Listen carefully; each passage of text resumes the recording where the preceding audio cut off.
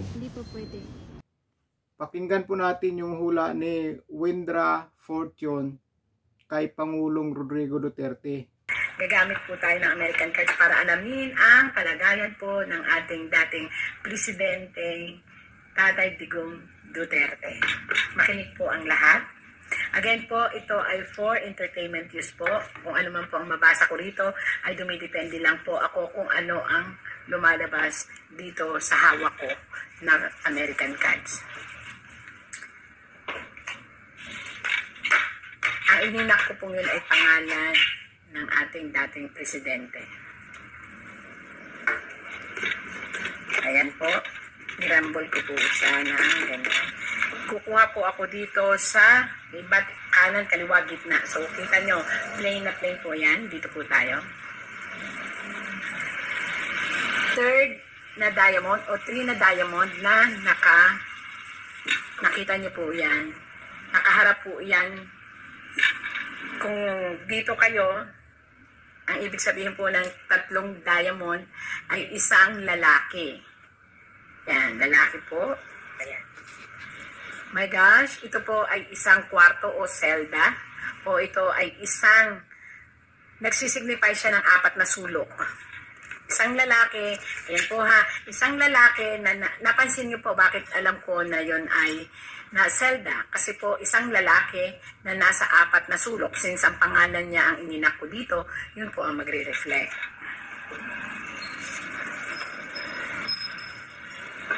At isang babae na may puso na mapagmahal. So alam na natin po ito kung sino. Sara na yan. Ngayon po ay nagpupumilit at gumagawa ng paraan. Paano nalaman po na nagpupumilit?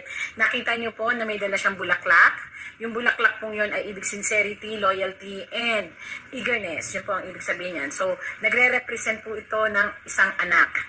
Maaaring asawa o anak. Since ngayon po sa nakikita natin, anak po ito. At alam na po natin kung sino siya. Si VP Sara na yan? Vice-Presidente na si Ma'am Sara Duterte. Yan, Duterte yan. Kinukorek ako pero pasensya na ko kahit may ano talaga. At nakikita niyo po ito.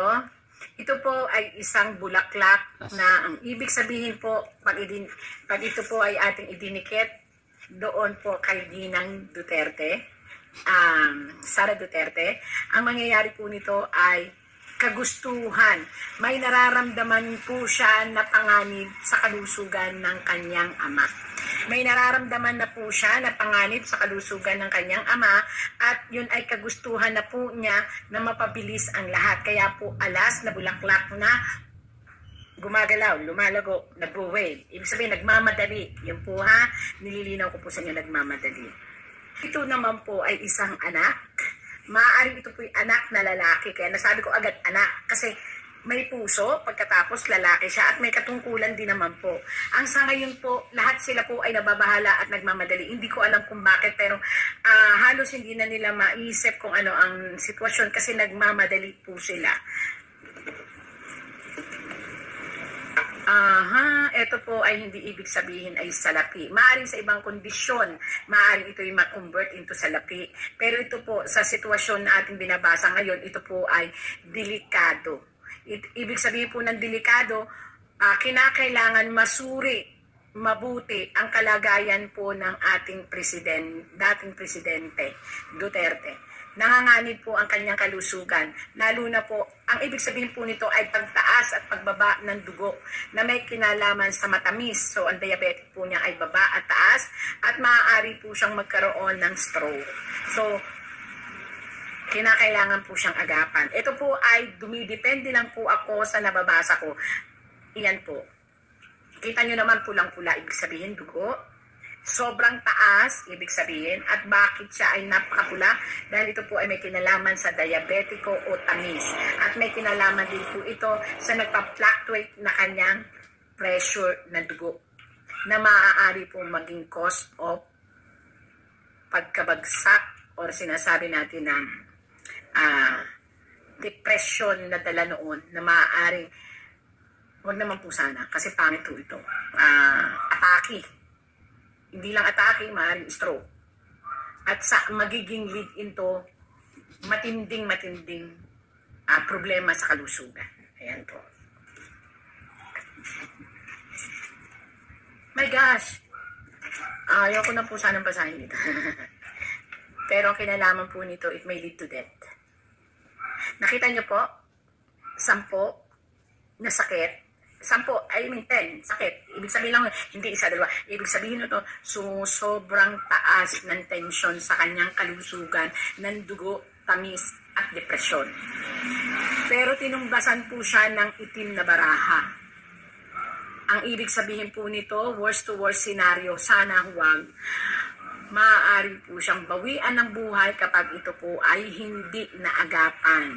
Wala po akong ano nito ano bang tawag dito, adlib or something. Ito po yung binabasa ko po. Ito po, kitang-kita nyo. Mula sa karamdaman na pula, naging itim. So, anong ibig sabihin po nito? Kayo na po ang humusga. Wait, baka magkabaliktad. Yan. Worst to worst scenario po, sana naman, wag naman siyang kunin ni Lord. Kasi, alam niyo po ba na ang 7 ay depression? Alam niyo po ba na ang 7 ay tampo na nasa damdamin niya? Alam niyo po ba na ang 7 ay ang pagtatanong kung ano ba ang kasalanan kanyang nagawa? Kung deserve po ba niya ang ganitong sitwasyon? 7 po yan, panakol. Ang ibig sabihin po niyan, ang aking pangbinuo ay chinachap-chap o ito pa ang karapat-dapat na matanggap ko. Yun po ang ano bang tawag? Kontrahin natin. Yun po ang nagpapatrigger sa kanya ngayon. Kontra na yan. Paulit-ulit na dumarating sa kanyang isipan at depresyon. Kontra na yan, no? Siguro, Cross lang katapat yan. yung health niya ay naapektuhan. Binabasa ko lang po, tagabasa lang po ako, ha? Huwag kang mag-alala. Windra, kinukontra ko na. Sign of cross. Ang pag-asa niya ay ang mga taong nagmamahal sa kanya. Yun po ngayon ang hinihintay niya. Nasaan ang mga taong nagmamahal sa kanya? Kaya po, andito. Kasi andito, Windra. Ay andito. sa inang bayan. Napansin niyo po ito. Ito po ay inang bayan, babae. Ito po ay ang pag-ibig niya sa inang bayan. Ngayon po tinatanong niya, nasaan ang pag-ibig na ginawa ko? Nasaan ang mga tao na nandyan sa inang bayan ko? Yun po ngayon ang hinihintay. Marami ang suporta. Siguro makakapagbigay sa kanya ng malaking mga kalaban lang naman ang hindi sumusuporta dahil kalaban. At nasaan po ang mga hinubog niya, minahal niya? Ito po ay nagre-represent po ito ng mga taong naipagtanggol niya, nabigyan niya ng magandang buhay sa politika, mga kaibigan, mga tao na nag-tridor na ang lahat, nag-tridor na. Wala na. Kasi American Constitution, kagaya tarot kitang-kita. Kinain na ng pira. Kasi ito'y nagre-represent ng mga tao, hinahanap niya mga tao, hinahanap niya yung sagot, hinahanap niya yung katarungan. Ito po yun. Nilamo na ng pera. Kaya kinakawawa na si pero sa kabila po PRRD. lahat, iniisip niya, handa siyang mamatay para sa kanyang inang bayan. Isang bayani, isang hero. 4. Ano ho ang 4? Oro, plata, mata, oro. Ginto niyang minahal ang inang bayan. May ginawa man siya o wala, hindi natin masasabi, pero isa lang po ang nagsisignifies ngayon sa puso't isip niya. Kung mamamatay daw po siya, kaya ako naman nasabi yun, baka sabihin may script na naman, ito po yun. Kung mamamatay daw po siya, BBM yan. Ito BBM yan. Ginawa niya ang kasulatan na nasa 4 na papel bilang isang presidente. Ayun po.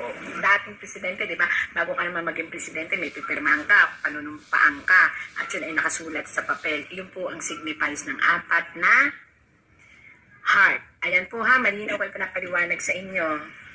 Paano pa? Oh my gosh. Ano pa? 6. Oy, ano naman yan? Ang daming magtitipon, ang daming nagtitipon.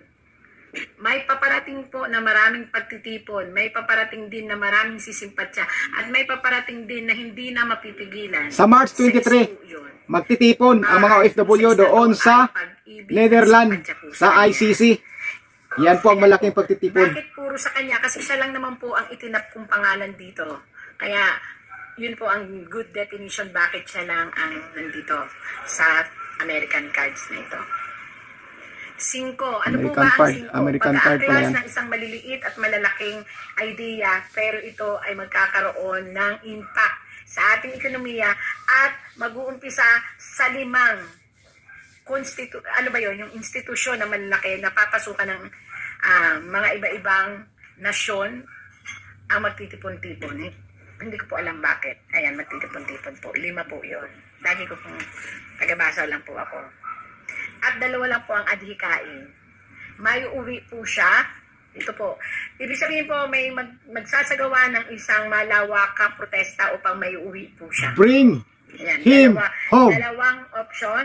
Maaaring Sa ito ay may uwi 23 o ito of ay March, maaaring magbukas magtipon-tipon na ng panibagong, at mananawagan pagsasama-sama na na yung ma-bring isang idea. him home si Maaaring Pangulong ito ay Rodrigo kumontra Duterte. sa ating gobyerno.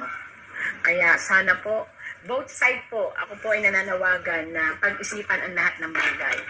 Pag-isipan po ang lahat ng bagay. Kinakailangan po na mag-give way ang both side na kung anong gusto ay may uwi ang ating presidente. Iyon po yung idea ko lang at comment. Kasi po yun ang nakita dito. Sana mapagbigyan para hindi na lumawak pa. At para kung ano man po ang mangyari sa ating dating presidente ay hindi ma-blame ang ating ngayong presidente na nakaupo. Yun po ay malinaw na aking komento. Kaya makikita nyo na ako ay pantay. Gusto ko lang ay maayos. Pero sa nakita ko pong ito, pag nagmatigas po ang ating gobyerno, magkakawatak-watak po ang ating mamamayan. Tres, magiging silang watak-watak na lunggay. At pipilitin nilang gumawa ng isang marahas na galaw para ang papel na nilagdaan kung sino man po ang nakaupo, lahat ng nakaupo, hindi ko po alam kung presidente ito o ano, na may kinalaman dito sa ating dating presidente Digong Duterte ay mapawalang bisa ang papel niya yun. So anong ibig sabihin nun? Mapapawalang bisa dahil itim. Ibig sabihin yung papel niya is pipilitin nitong mga taong ito na makababa o mawalang bisa ang kanyang panunungkulan. Ayan po hindi ko po yan Walang bisa ang panunungkulan, si BBM yun. Kapag itim, anong ibig sabihin? Si BBM. Sino, ordinary, makakaintindi. May baba sa katungkulan daw. Sabi ni Windra. Patay. Mga tao, bakit pareho silang itim? Nako. Pipilitin nila itong mapawalang bisa. Nako. Ito po ay ang mga nakaupo. Nako. Kaya, anong ibig sabihin nun? Maraming rally, maraming Nako. Patay ka bata ka. So, magiging magulo. Ano, magtatagumpay ba sila? Yeah. Magtatagumpay ba? Magtatagumpay. Para kay Tatay Digong Magtatagumpay. Duterte? Positive lang yan. Magtatagumpay. Hindi. Yun po ay tanong sa akin. Yan. Sasagutin ng ating American. Ayan. Tingnan natin. Ayan na. Kinukuyam-kuyaman na. Ayan. 5. Magdadagsaan ang maraming tao na sa iba't ibang parte ng daigdig. Nako, patay. Makikisama at makikisimpatya. Nako. At makakagawa ng kalahati na porsyento ng populasyon Nako. upang magsama-sama. Nako, yari na. Nako po. Nako po, sabi ko na nga ba. 2. Malapit na po itong mangyari. Nako, patay na. Maghanda-handa na kayo. Kapag ang isang katawan ng isang tao o na may karamdaman ay hindi po naiuwi, mapupunta po ito sa matinding gulo. Nako. Yun lang po ang masasabi ko. Salamat po. Again po, ito ay for entertainment use lang. Ako po ay nagbabasa. Okay, nagbabasa ka lang. Cards. Panawagan ko lang kay Windra kung yung mga sinisigaw dun sa mga tao na nag-rally, kung totoo po bang pisot si BBM. Pakihula nga po, Madam Windra Fortune, kung totoo nga ba yung pisot na sinasabi nila na pisot na si BBM. Pakihula nga po at abangan ko po yan. Panuorin ko po yan. So ayan nga po ang hula ni Windra Fortune sa kanyang video. Kaya nga yan, medyo nakakakaba-kaba yung hula niya dahil may magbubuhis ng buhay si Pangulong Rodrigo Duterte, atakihin daw sa ganyan. Kaya dapat maagapan. Atakihin sa depression, mataas na sugar, kaya yung number 10 na baraha at number 10 na baraha na dalawa at number 7, pakadelikado na yun dahil kamatayan daw yun. Sige, lagayan natin kamatayan yon. Pero kinontra ko na yun ng ganyan, oh. I-cross mo lang yan, kontra na yan. Hindi na yan matutuloy. Pero yung sa dulo niyang hula na may maibaba, matanggal sa doon sa anong sinasabi na yon, yung nakasulat daw, maibaba daw sa pwesto, hindi ko kukontrahin yon. Tuloy yon. Dahil si BBM ang ibig sabihin nun. Si BBM ang ibig sabihin sa hula na yon. Dahil doon sa mga rally na yan.